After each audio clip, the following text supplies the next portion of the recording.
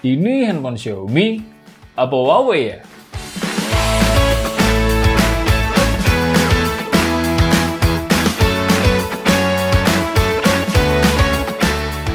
Hai Smart Buyer, gue Rizky. Kali ini kita akan unboxing berserta gaming test untuk Xiaomi 11T Pro. Kira-kira gimana dengan performanya? Let's check this out! Jadi kita pre-order dari tanggal 6 November dan sampai 4 hari kemudian di tanggal 10 November. Lebih cepat daripada pre-order Realme GT Neo 2 yang sampai sekarang ini kita belum terima sama sekali. Harga per sale-nya di 7 juta kurang 1000 dan gak usah lama-lama prolognya. Langsung aja kita bongkar.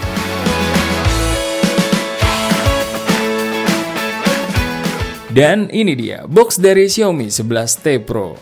Kardusnya cukup fresh, mungkin karena udah ninggalin nama Mi kali ya. Jadi dibikin kemasan baru gitu. Warna dasarnya hitam dengan foto produknya. Terus ada tulisan 108 megapiksel, logo Xiaomi. Di bawahnya ada tulisan Xiaomi 11T Pro. Dan ada tulisan Sound by Harman Kardon.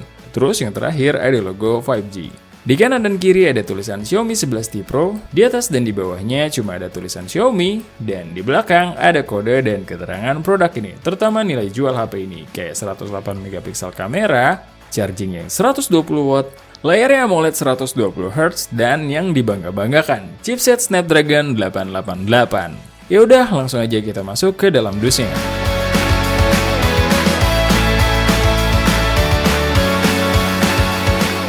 Seperti biasa, saat pertama kali kita buka, kalian akan menemukan kartu Om Alvin menyapa. Terus di insertion box-nya ada SIM ejector, buku manual, jelly case, kabel USB Type-C, dan ini dia, adaptor yang bisa bikin jebret listrik rumahan kalau ada 6 HP kayak gini sama-sama ngecas di rumah, yaitu adaptor 120 watt. Dan ini berat banget, asli. Lanjut ke unitnya. Kalian tahu impresi kita pas pertama kali pegang HP ini saat dihidupin?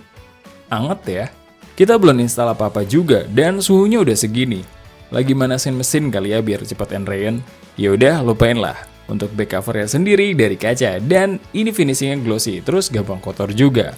Tapi secara looks udah cukup mewah kok. Di pojok kiri bawah ada tulisan Xiaomi dan frame kameranya sendiri cukup simple dan lucu. 3 lensa dijejerin ke bawah dengan frame yang cukup bumpy. Kalau mau berimajinasi sedikit, jadi kayak muka robot karena ada 2 mata, hidung di tengah, dan mulutnya yaitu flash. Di sisi atas kalian akan menemukan IR Blaster, grill speaker utama dengan tulisan by Harman Kardon, dan secondary microphone. Terus di sisi kanan ada tombol volume dan tombol power yang sekaligus fingerprint sensor. Walau sudah bertipe AMOLED, tapi nggak dikasih in-display. Mungkin ini untuk hemat budget kali ya. Terus di bawahnya ada grill speaker, port USB Type-C, mikrofon, dan port SIM tray yang bertipe dual slot tanpa expansion card. Dan fix di sini kita nggak menemuin audio jack 3,5 mm.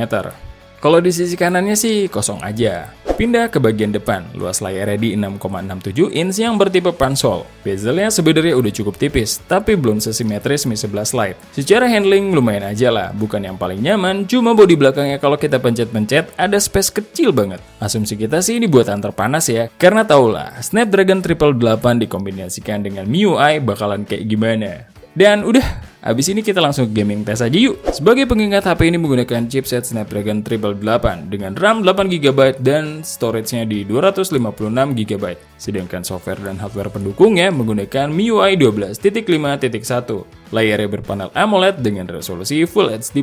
Refresh rate-nya di 120Hz, baterainya di 5000 mAh, serta speakernya sudah stereo. Seperti biasa, kita make sure dulu baterainya udah 100%. Speakernya udah full. Semua sistem sudah diupdate, kecerahan layar di 80%. Refresh rate-nya kita set di 120Hz, dan untuk koneksi kita pakai Wi-Fi. Kemudian kita cek dulu skor Antutunya, dan kita dapat skor di 627 ribuan dalam waktu 10 menitan aja, dan baterainya berkurang 1%, dari 100% ke 99%. Untuk game pertama, kita penasaran lah sama Genshin Impact. Biar nggak ada alasan apa ini kepanasan karena kita udah mainin selama 3 jam. Saat pertama kali kita buka, rekomendasinya sih cuma di medium. Dan kita langsung cobain aja di 60 fps. Hasilnya nggak bisa dibilang smooth banget, karena di beberapa kesempatan kita tetap ngerasain frame drop. Ya sebenarnya Genshin emang nggak mesti banget sih main di 60 fps, tapi tetap aja lah sensasinya lebih menyenangkan kalau kita bisa main di 60 fps.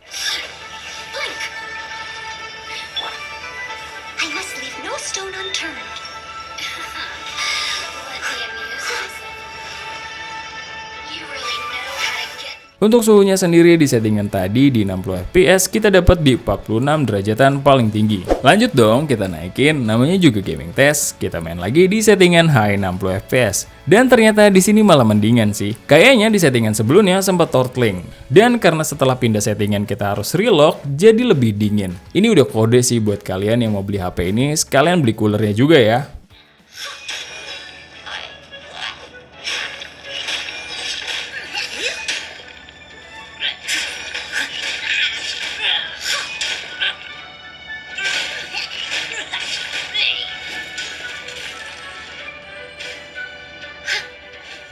Di settingan tadi suhunya emang turun menjadi 44-45 derajatan. Lanjut ke settingan tertinggi yaitu di highest 60 fps. Dan ternyata pas di sini udah nggak ketolong. Walau udah sempat relock tapi tetap masih lumayan kerasa banyaklah dropnya.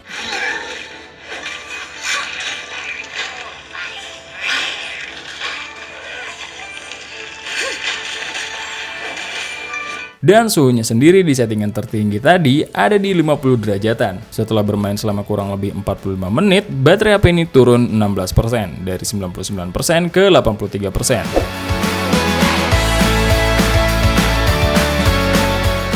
Untuk game kedua kita akan mainin Sausage Man. Dan saat pertama kali kita buka, kita dapat rekomendasi settingannya di medium high. Gak ada cerita, geser semua ke kanan. By the way, gyronya di sini responsif ya. Kalau untuk feel bermainnya lancar kok di sini. Dan seperti yang kalian tahu, Sausage Man itu agak kurang optimal di Android. Tapi di sini lumayan aman. Mungkin karena jarang ketemu player beneran kali ya. Responsivitas layarnya juga cukup baik dan oke lah.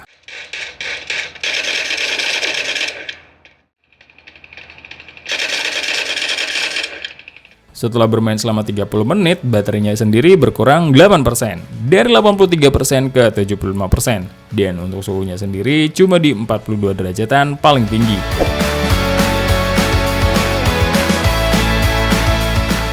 Game selanjutnya yaitu Mobile Legends. Di game ini udah pasti opsi Ultra HFR udah bisa dimainkan. Feel di dalam gamenya udah sangat lancar tanpa ada kendala berarti. Grafik dan efeknya keluar dengan sempurna. Adu ulti pas lagi rame-rame juga udah mantap. Mau pas early game ataupun udah masuk di late game. Respon sentuh layarnya juga cukup enak.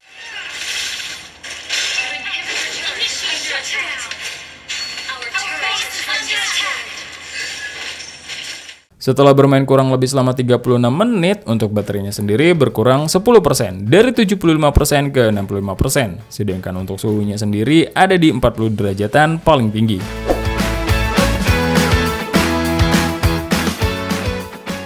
Game selanjutnya yang akan kita coba yaitu PUBG Mobile. Untuk game ini pas kita cek di settingan grafisnya, ternyata nggak ada opsi 90 fps. Why? Ya setidaknya udah bisa di HDR ekstrim lah. By the way, info lagi ya, gyronya juga di sini tetap responsif. Terus kita coba dulu main di TDM dan hasilnya cukup lancar di sini dengan grafik yang enak banget dilihat mata. Semuanya kerender dengan baik dan lumayan loh, hampir nggak kerasa frame drop di sini. I need a weapon.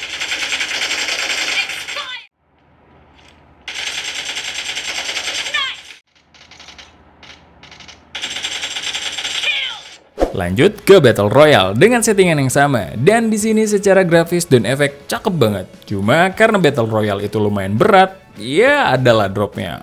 By the way, feel tentunya di sini juga cukup responsif, dan emang secara suhu lumayan anget sih di sini.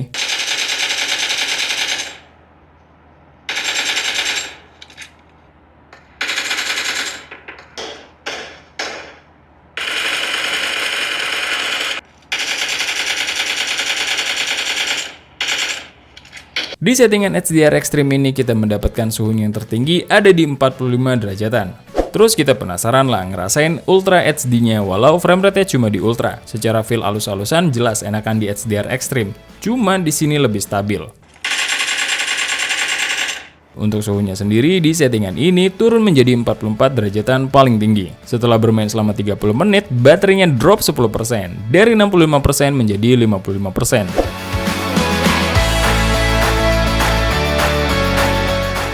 Game selanjutnya yang akan kita coba yaitu Call of Duty Mobile. Lagi-lagi kita dibikin pupus, karena mode ultranya nggak kebuka, jadi kita cuma bisa main di Very High Max. So, nggak ada gunanya kita main di multiplayer. Jadi kita coba tes dulu aja di zombie mode. Hasilnya lumayan berasa sih kalau lagi malam. Jujur aja di malam ketiga udah agak gimana gitu. Tapi emang berat sih ini mode.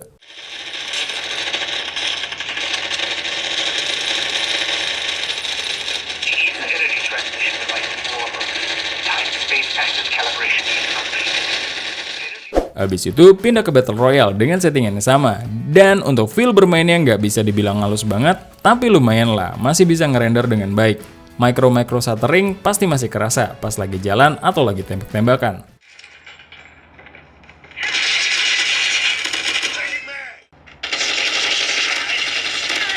Untuk suhunya sendiri di settingan ini ada di 45 derajatan. Dan setelah bermain kurang lebih selama 30 menit, baterai HP ini berkurang 12%, dari 55% ke 43%.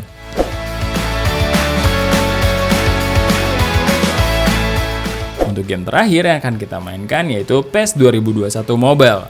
Saat pertama kali buka, settingan standarnya di medium 30 fps. Gak pakai banyak coba-coba, gas lah di rata kanan di high 60 fps. Hasilnya lancar sih di sini. Transisi perpindahan kamera antar player cukup smooth. Feel sentuh layarnya juga masih aman, dan kita nggak nemuin drop juga di sini.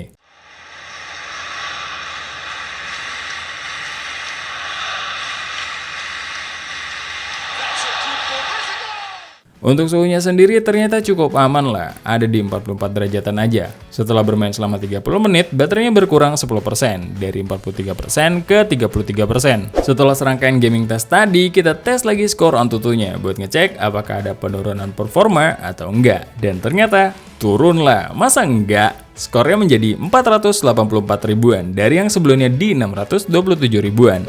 Pas dipakai ngegame, kalau kalian cuma baca speknya, ekspresi kalian bakalan jadi wow. Tapi pas ngerasain experience-nya sendiri, ekspresi kalian malah jadi wih, gini doang.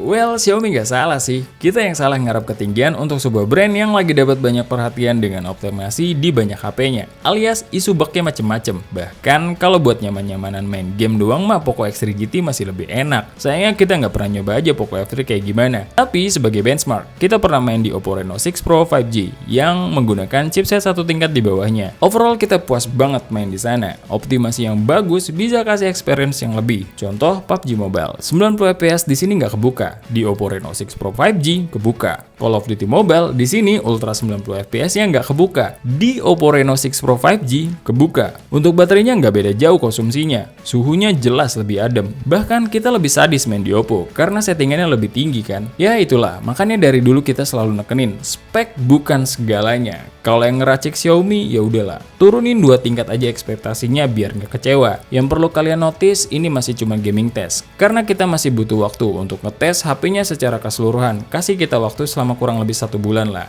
Tugas kita cuma ngetes, lagi-lagi keputusan di tangan kalian. Thank you for watching. Sebelum pamit, ingat, research before you buy and be smart buyer. See ya!